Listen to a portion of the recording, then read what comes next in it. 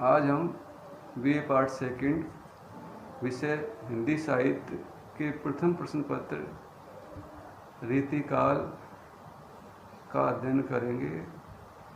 आज हमारा टॉपिक रीतिकाल का परिचय और रीति शब्द का अर्थ स्पष्ट करना रहेगा। आचार्य रामचंद्र शुक्ल ने हिंदी साहित्य के इतिहास को 4 भागों में बांटा है।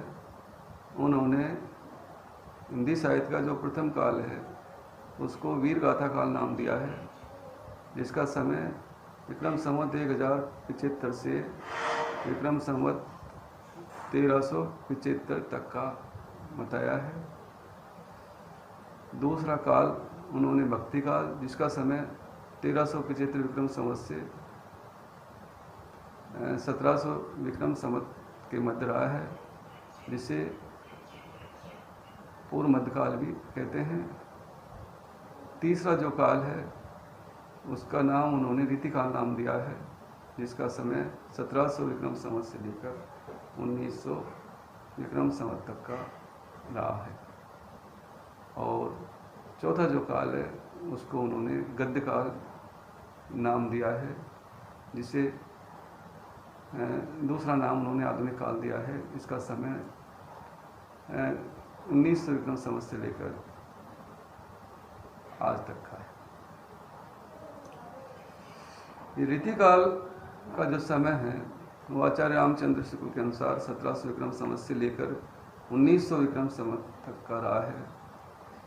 अधिकतर विद्वान 17वीं शताब्दी के मध्य से 19वीं शताब्दी के मध्य तक मानते हैं।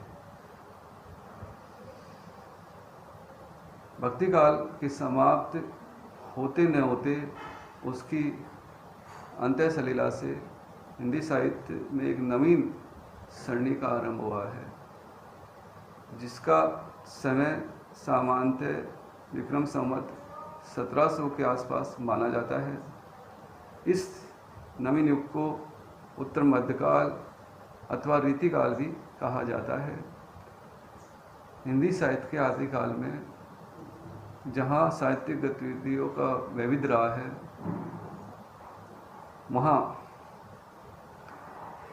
भक्ति काल में पारलौकिकता और अध्यात्म समन्वित जातीय भावना का प्राधान्य रहा है। इधर रीतिकाल में इस प्रकार का कोई भाव कहीं दिखाई नहीं देता। यहाँ यद्यपि लौकिक एवं भौतिक भावनाओं का प्राधान्य रहा है, फिर भी उन सब में व्यक्तिकता या लोक तत्व को प्रशय पूर्ण रूप से नहीं मिल सका। इसका मुख्य कारण ये था कि राजनीतिक दासता के साथ साथ कवियों, कलाकारों की पराश्रितता की भावना समय चक्र ने आदिकाल के समान कवियों को एक बार फिर राज दरबारों में ला छोड़ा था, और पराश्रितता जैसी भावनाओं ने ही दरबारी वातावरण में पलने और पनपने वाले साहित्य एवं साहित्यकारों को अपने आवरण से बाहर नहीं निकलने दिया, क्योंकि ये कवि राज दरबारों में रहते थे और राज आदेश के अनुसार ही कविता करते थे, काव्य रचते थे। अतः ये चाहते हुए भी जन सामान्य का वर्णन अपने काव्य में नहीं कर पाए। लेकिन राज दरबार में अपनी स्थिति जमाए रखने के लिए रीति युगीन कवि सैद्धांतिक विवेचनों के फेर में अधिक पड़े रहे। ऐसा करके शायद अपने पांडित्य का प्रदर्शन करके अपने जागृत हेम का तुष्ट करना ही उनका लक्ष्य रहा होगा। इसलिए काव्य में कला एवं भावुकता, कवित्व एवं आचार्यत्व का प्रखर समन्वय दृष्टि गोचर होता है।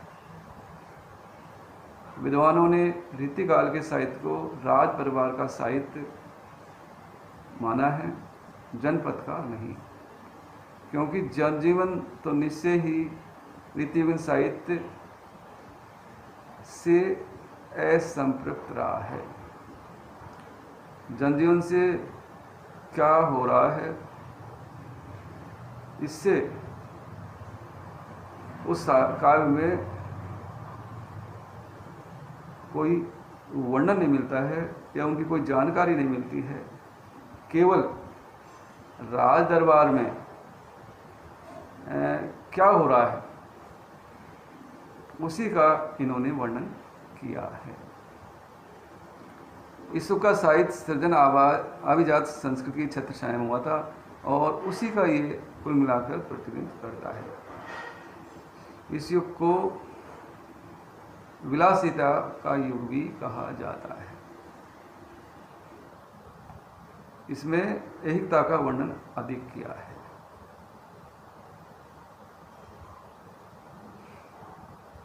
ये रीतिकाल का सामान्य परिचय है।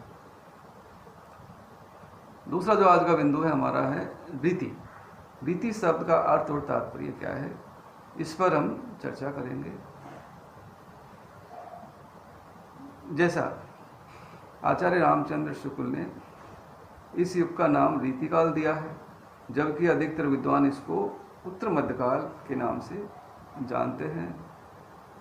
उनका ये मानना है कि रीति एक तरह की एक काव्य रचना की प्रणाली थी या एक मार्ग था जो उस युग में चल रहा था। इसलिए उन्होंने रीति शब्द को व्यापक अर्थ में लिया है और इसमें जितने भी काव्यांग है वो सब इसके अंतर्गत आ जाते हैं। सर्वप्रथम हम संस्कृत साहित्य के बारे में चर्चा करेंगे।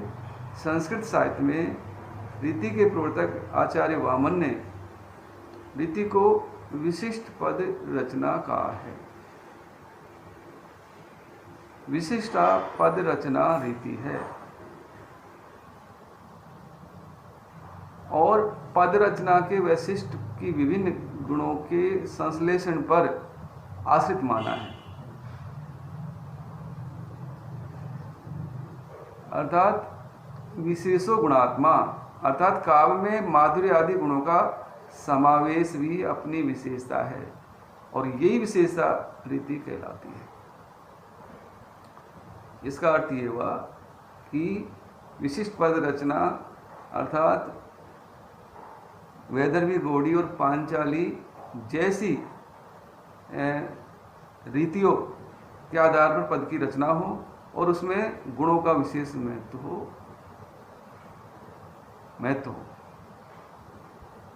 उसको रीति कहा है।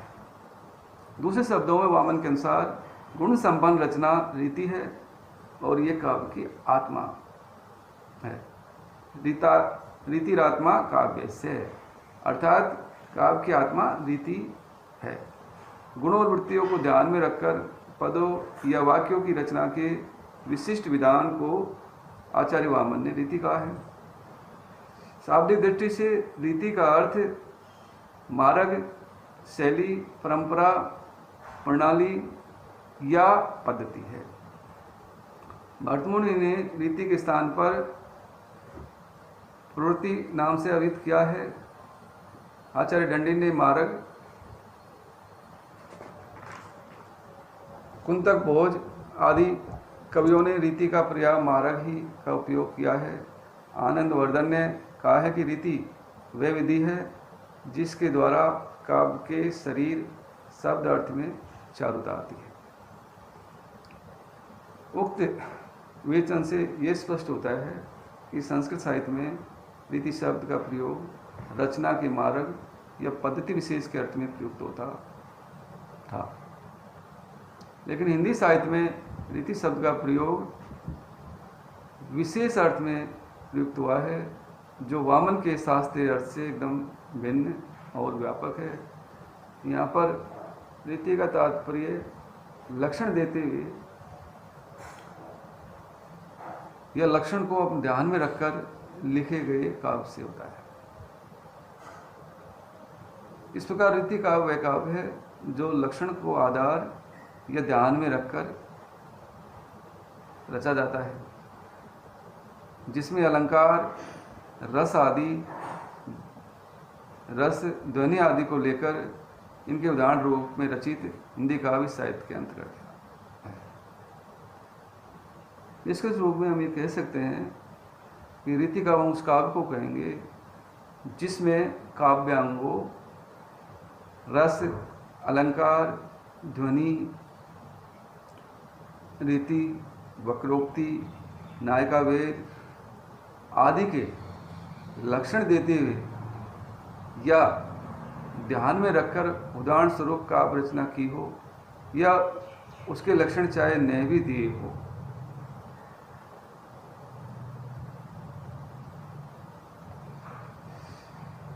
संस्कृत की रीति संबंधी धारणा हिंदी काव्य शास्त्र के कुछ ही ग्रंथों में ग्रहण की गई है, परंतु रीति को काव्य की रचना की प्रणाली के रूप में ग्रहण करने की अपेक्षा प्रणाली के अनुसार काव्य रचना करना रीति का मान्य अर्थ हुआ।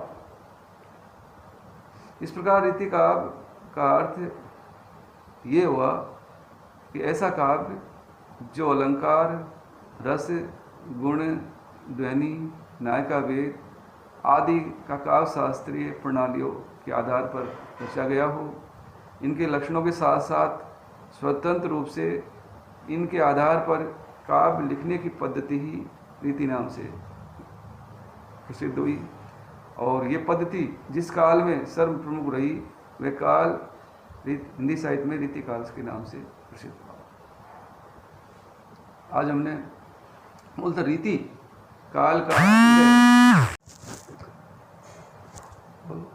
आज हमने रीति काल का आविर्भाव और उदय को स्पष्ट किया है कि भक्ति काल